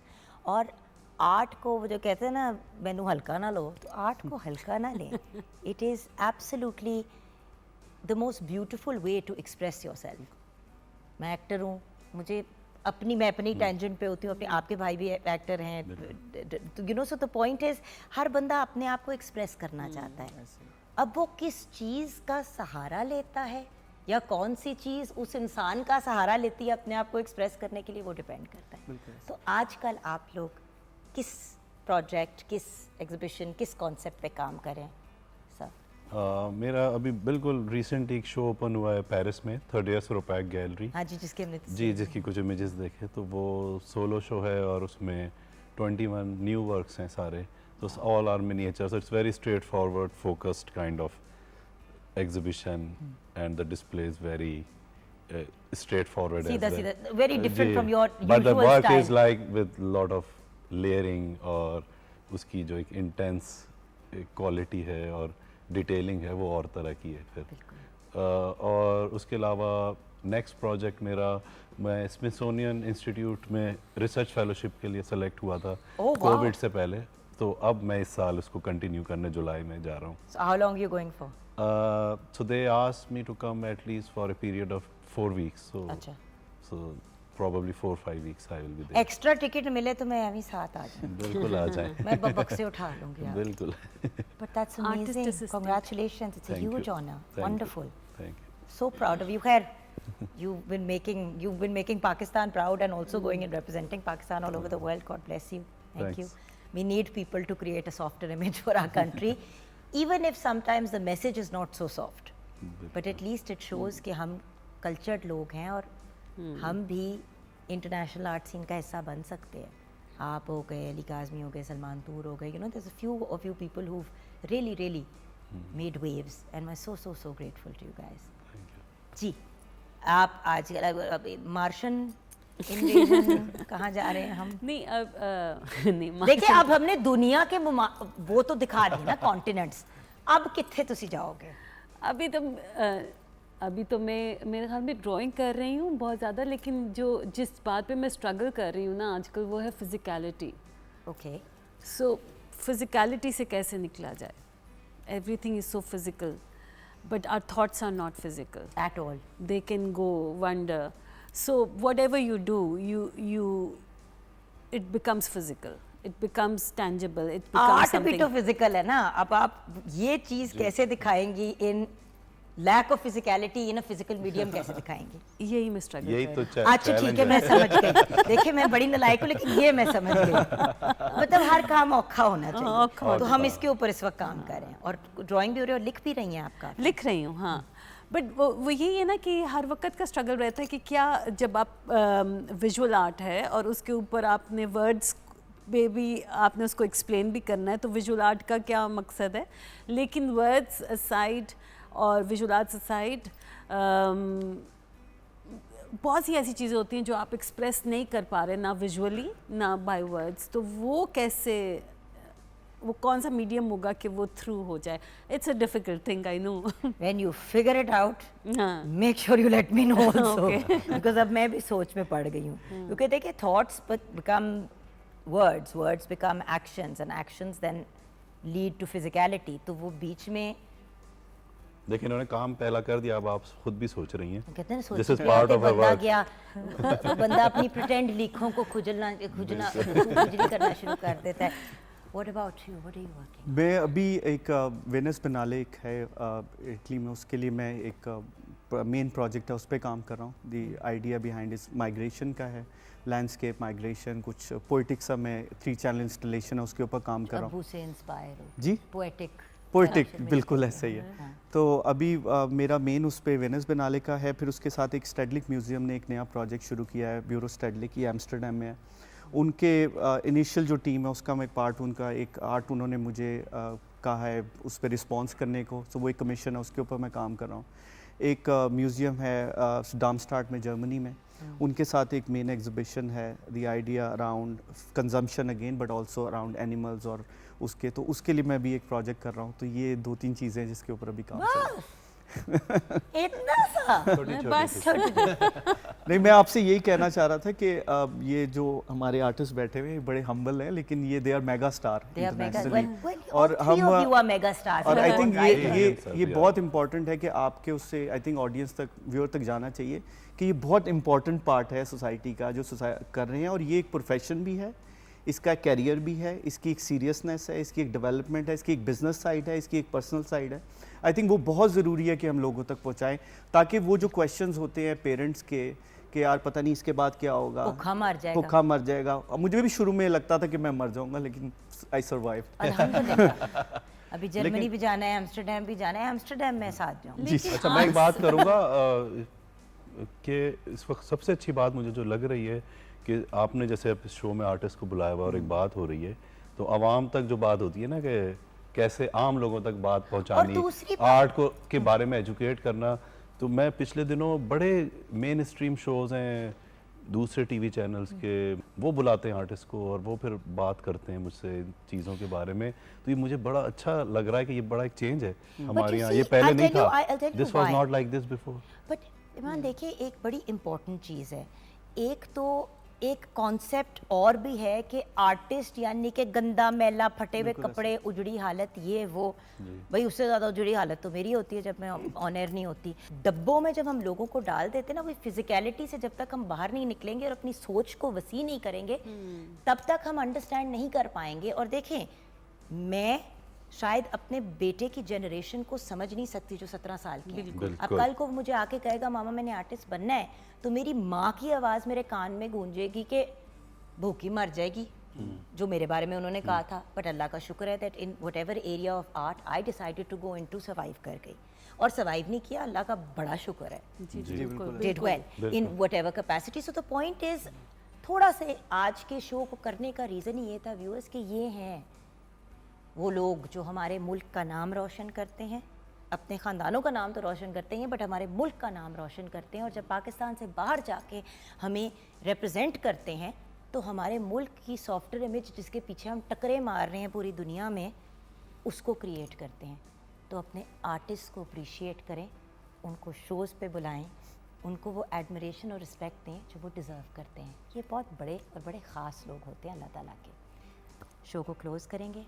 शुक्रिया आप तीनों का, गॉड ब्लेस यू। आपका शुक्रिया, बहुत शुक्रिया आपके बुलाने साथ का। एम्स्टर्डम जाना है, आपके साथ उत्थे डीसी आप आपके मेरे घर आ पास जाए। एमसी आना है नहीं, आप मेरे घर, मेरे स्टूडियो आ और जाए। फिर आपने मुझे सोच में मुब्तला करना है ताकि ये जो इतना सा दिमाग है मटर के साइज का वो थोड़ा सा बड़ा हो जाए।